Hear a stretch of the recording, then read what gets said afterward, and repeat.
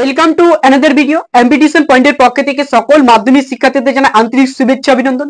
দেখো তোমাদের আজকে আমি যে বিষয়ে আলোচনা করব অর্থাৎ ফিজিক্স ক্লাস। দেখো আমাদের ইউটিউব চ্যানেলে প্রত্যেকদিন নিয়মিতভাবে তোমাদের প্রত্যেকটা বিষয় ক্লাস হতে থাকবে এবং কি আজকে তোমাদের রয়েছে ফিজিক্স ক্লাস।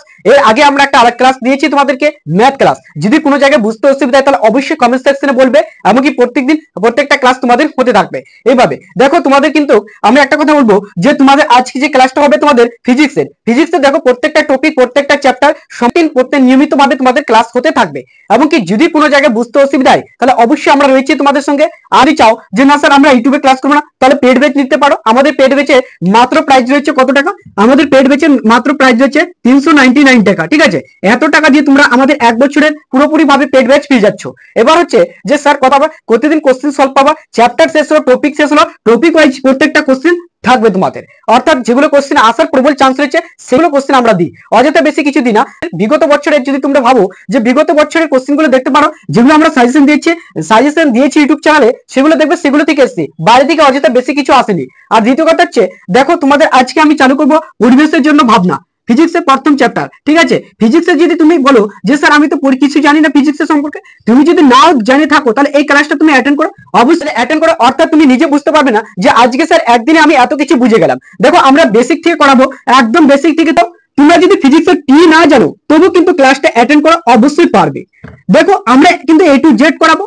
এবং কি ভিডিওটা ভালো লাগলে অবশ্যই চ্যানেলটিকে প্রথমে সাবস্ক্রাইব করে দেবে, পাশে থাকা বেলটি প্রেস করে নোটিফিকেশন অল করে দেবে, যাতে পরবর্তী ভিডিও কি করবে তোমরা সহজে আমাদের পেয়ে যাবে। এবার হচ্ছে বেশি বেশি করে শেয়ার করবে, যাতে দেখতে সুযোগ সুবিধা সবাই পাই তোমাদের বন্ধুদের মধ্যে। দেখো ফ্রি অফ কোর্স ক্লাস দিচ্ছি আমরা প্রত্যেকদিন নিয়মিত আমাদের ইউটিউব চ্যানেলে।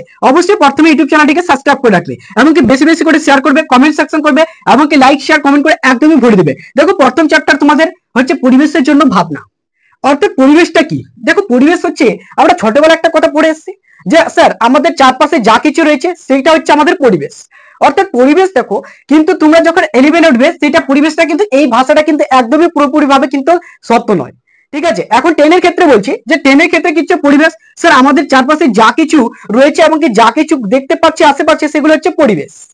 এবার হচ্ছে যে স্যার পরিবেশের জন্য ভাবনা, তার জন্য বললাম যে স্যার আমরা এত কিছু জিনিস যদি আমাদের পৃথিবীতে থাকছে, আমাদের বায়ুমণ্ডলে থাকছে, অর্থাৎ এগুলো নিয়ে আমরা একটা ভাবি যে এত কিছু জিনিস রয়েছে, সেগুলো হচ্ছে একটা কিন্তু পরিবেশ। ঠিক আছে, যে এত কিছু জিনিস কেন আছে বা কি করে আসলো সেগুলো নিয়ে একটা কিন্তু একটা আমাদের পরিবেশ। সবসময় মানুষের একটা চিন্তা থাকে যে এটা কিভাবে তৈরি হলো, একটা মোবাইল একটা বোতল কিভাবে তৈরি হলো, সবকিছু কিভাবে আমাদের পরিবেশ, এত কিছু যে রয়েছে জীব জগৎ প্রাণী কিভাবে বিলুপ্ত করছে এবং কিভাবে বসবাস করছে, সেটা হচ্ছে একটা পরিবেশ। এবার হচ্ছে স্যার যে পরিবেশ তো বুঝলাম, এবার হচ্ছে তোমাদের ভৌতবিজ্ঞান ও পরিবেশ কি। দেখো প্রথমে আমরা আলোচনা করবো জীবজ পরিবেশ কি।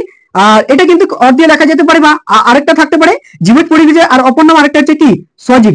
জিনিসের কি আছে, জীব আছে, তার হচ্ছে সজীব বা জীবজ, জীবজ বলা হয়, সজীব বা জীবজ। যেমন কি আমাদের ক্ষেত্রে আমাদের জীব রয়েছে, তো আমরা হচ্ছে কি সজীব বা জীবজ।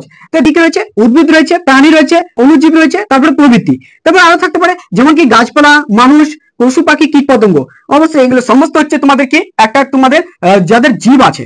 এবার স্যার জীব তো আছে স্যার, অ্যাকচুয়ালি দেখো এই মার্কারটা রয়েছে, এই মার্কারটা কিন্তু যেখানে আমি ফেলে দেবো, যেভাবে ফেলে দেবো সেভাবে থাকবে, উপর থেকে ফেলি যেভাবে ফেলি, তো একটু আঘাত হবে না, হবে না। স্যার সেটা কি?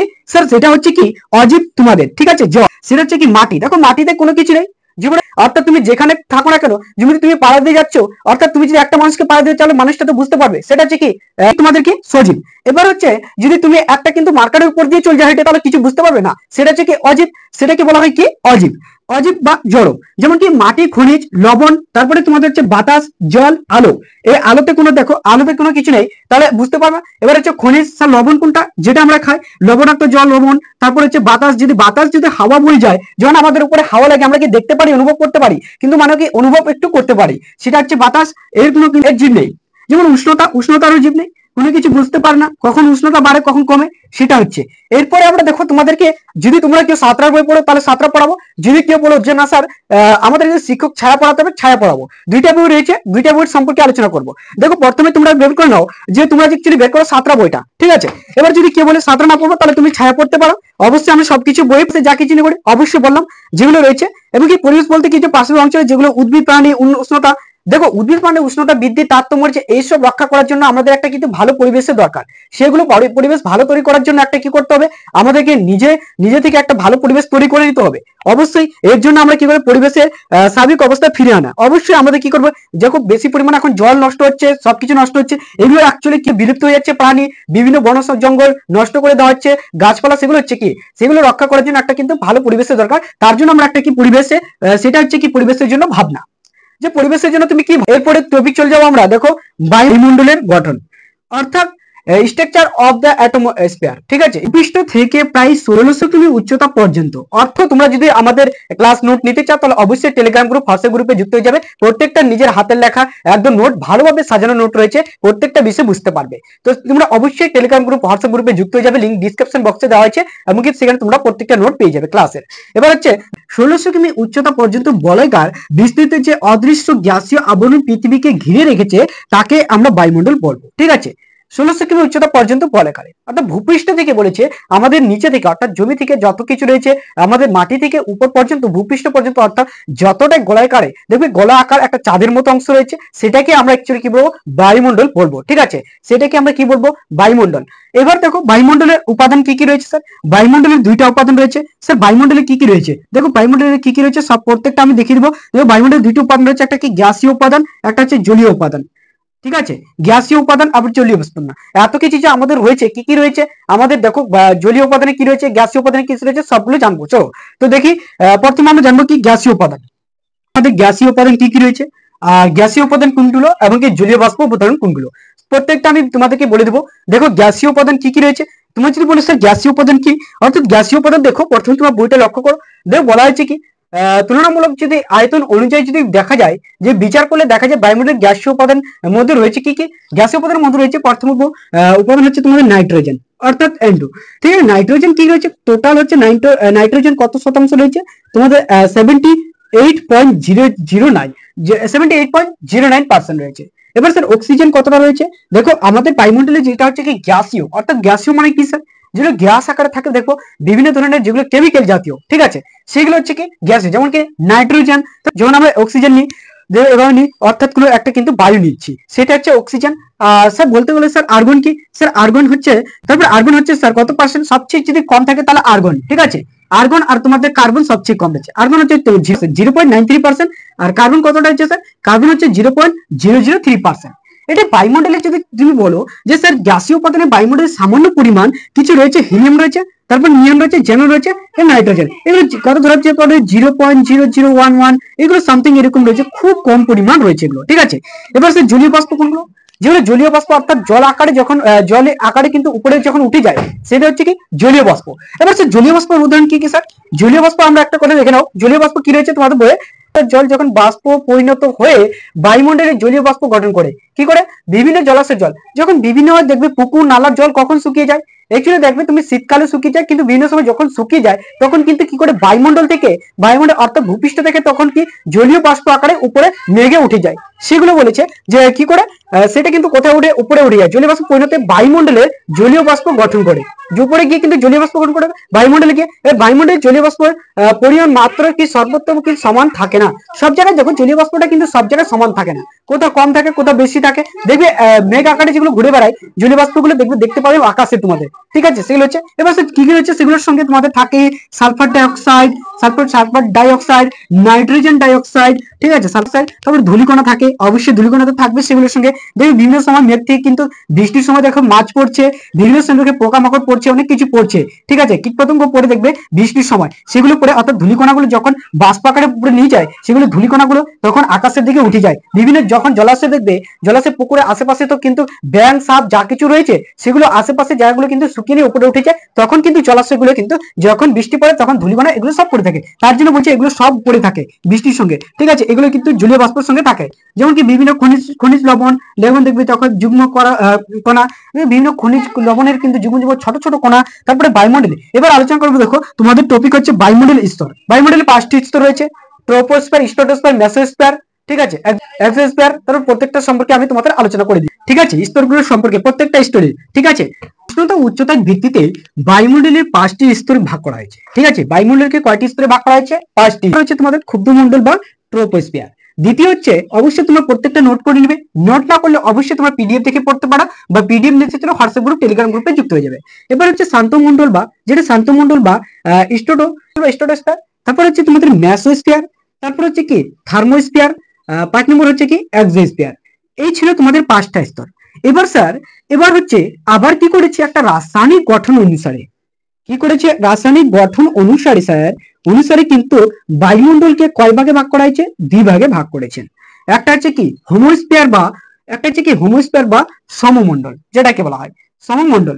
এবার হচ্ছে স্যার 2 নম্বর হচ্ছে যে হাইড্রোস্ফিয়ার বা বিষম মণ্ডল, ঠিক আছে বিষম মণ্ডল, হাইড্রোস্ফিয়ার বা বিষম মণ্ডল, এই কয়েকটা। এবার আমরা প্রত্যেকটা এক এক করে আলোচনা করব। প্রথমে আলোচনা করব আমরা ক্ষুব্ধ মণ্ডল বা তোমাদের ট্রোপোস্ফিয়ার মণ্ডলে 5টি স্তর। প্রথম যে স্তরটা হবে তোমাদের আলোচনা সেটা হচ্ছে কি ক্ষুব্ধ মণ্ডল বা ট্রোপোস্ফিয়ার। এখান থেকে আমি কয়েকটা তোমাদেরকে কোশ্চেন দেবো, সেগুলো তোমরা অবশ্যই নিজে থেকে করার চেষ্টা করবে, ঠিক আছে। তো দেখো তোমাদের প্রথমে কি হচ্ছে যে দেখো তোমাদের প্রথম হচ্ছে এই বায়ুমণ্ডলের সর্বাপেক্ষা কি, সর্বাপেক্ষা এটা হচ্ছে নিচের স্তর। আমাদের বায়ুমণ্ডলটা যেটা রয়েছে, দেখো বায়ুমণ্ডল কোনটা বললাম, যে ভূপৃষ্ঠ থেকে উপর পর্যন্ত 1600 কিমি উচ্চতা পর্যন্ত যেগুলো স্তর থাকবে সেটা হচ্ছে কি প্রথম যে স্তরটা রয়েছে বায়ুমণ্ডলে, ঠিক আছে, সেটা হচ্ছে তোমাদের ট্রোপোস্ফিয়ার। এই স্তরটা কি রয়েছে, তো এই স্তরটা হচ্ছে তোমাদের কত কিমি বললাম, এটা উচ্চতা হচ্ছে তোমাদের 16 থেকে 18 কিমি পর্যন্ত বিস্তৃত থাকে। বায়ুমণ্ডলে এত পার্সেন্ট কত 75% গ্যাসীয় উপাদান, উপাদানগুলো কোনগুলো, গ্যাসীয় উপাদান যেগুলো জলীয় বাষ্প, অর্থাৎ ধূলিকণা জল, তারপরে জলকণা ধূলিকণা তারপরে উপাদান এই স্তরে থাকে, ঠিক আছে।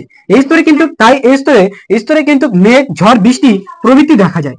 যদি বলি তোমাদেরকে কোশ্চিন মেঘ ঝড় বৃষ্টি কোন স্তরে দেখা যায়, তাহলে তোমাদেরকে অ্যান্সারটা দিতে হবে যে ট্রোপোস্ফিয়ারে, ঠিক আছে। তো এই স্তরে কোন স্তরে যদি বলি মেঘ ঝড় বৃষ্টি এই স্তর হয়, অর্থাৎ ঝড় বৃষ্টি দেখবে বিভিন্ন ধরনের আকাশে দেখবে উঠতে থাকে আমাদের বায়ুমণ্ডলে, দেখতে পারবে যে কুয়াশাগুলো কিন্তু উঠতে থাকে দেখবে, সেগুলো হচ্ছে তোমাদের মেঘ বৃষ্টি। এবার স্যার জলীয় বাষ্প তোমাদেরকে বুঝিয়েছে যে কিভাবে গিয়ে মেঘ সৃষ্টি হলো, তার জন্য মেঘ সৃষ্টি হওয়ার পরে কিন্তু কি হয় ঝড় বৃষ্টি হয়, ঠিক আছে, এই স্তরে বলা হয়। তাই এই স্তরকে কি বলা হয়, ঝড় বৃষ্টি হয় বলে এই স্তরকে ক্ষুব্ধ মণ্ডল বা পরিবর্তনশীল স্তর বলা হয়।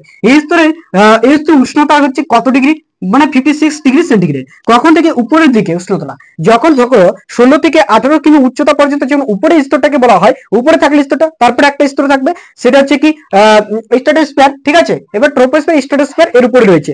এবার হচ্ছে সেটা হচ্ছে তোমাদের -56 ডিগ্রি, ঠিক আছে। যখন তোমরা উষ্ণতা যত উপরে উঠবে তার তাপমাত্রাটা কি, চাপটা তত কমতে থাকবে, সেটাই বলেছে। তাহলে মাইনাসে গিয়ে পরিণত হলো, তো উষ্ণতাটা কত হলো, মাইনাসে হলো, ঠিক আছে, উষ্ণতা মাইনাসে হলো। তো যত উপরের দিকে উঠবে উষ্ণতা কমতে থাকছে, এবার মাইনাসে গেল।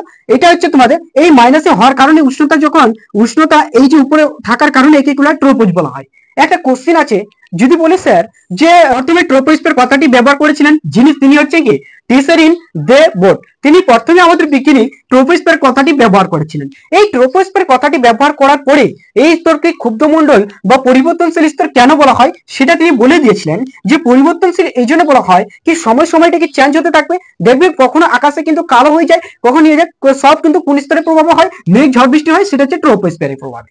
এবার স্যার কোশ্চেন হলো এটাই যে কোন বিজ্ঞানী প্রথম, যদি বলে কোন বিজ্ঞানী প্রথম ট্রোপোস্ফিয়ার কথাটি ব্যবহার করেছিলেন, তো তোমাদেরকে সরাসরি অ্যান্সার দিতে হবে টিসারিন দে বোট, ঠিক আছে, বিওআরটি বোট, টিসারিন দে বোট। এবার হচ্ছে দ্বিতীয় ট্রোপোস্ফিয়ার কিন্তু মিশ্র অঞ্চল কেন বলা হয়, অর্থাৎ এখানে ধূলিকণা বালিকণা তারপরে বিভিন্ন ধরনের মেঘ সৃষ্টি হয়, তাই এগুলো মিশ্রকণা। তাই বলে যদি মিশ্রকণা কাকে বলা হয়, তাহলে তোমার অ্যান্সার দিবে ট্রোপোস্ফিয়ারকে মিশ্রকণা বলা হয়, ঠিক আছে। 3 নম্বরে অ্যান্সার চলে যাবো। দেখো 3 নম্বর কোশ্চেন তোমাদের কি রয়েছে, যদি 3 নম্বর কোশ্চেন তোমাদেরকে বললো যে ঘনমণ্ডল বলা হয় বায়ুমণ্ডলের কোন স্তরটিকে, তাহলে তোমরা সরাসরি অ্যান্সার দিবে কি ট্রোপোস্ফিয়ার, অর্থাৎ নিজে থেকে করার চেষ্টা করবে ট্রোপোস্ফিয়ার। এবার 4 নম্বর কোশ্চেন তোমাদেরকে বললো যে বায়ুমণ্ডলের সমস্ত জলীয় বাষ্প আর ধূলিকণা কোন স্তরে সীমাবদ্ধ থাকে, তাহলে তোমরা অবশ্যই অ্যান্সার দিবে নিজে থেকে কোন অ্যান্সার হবে, তাহলে তোমাদের হবে ট্রোপোস্ফিয়ার, ঠিক আছে, তাহলে ট্রোপোস্ফিয়ার অ্যান্সার হবে। দেখো সমস্ত কোশ্চেন এগুলো ছিল। অবশ্যই সত্যমিত আমাকে প্রত্যেকটা পিডিএফ আমরা দিয়ে দেবো ডিসক্রিপশন বক্সে, ডিপিপি সেখান থেকে সংগ্রহ করতে পারে question daily practice question paper, সেখানে নিতে পারো, কিন্তু বই থেকে দেবো।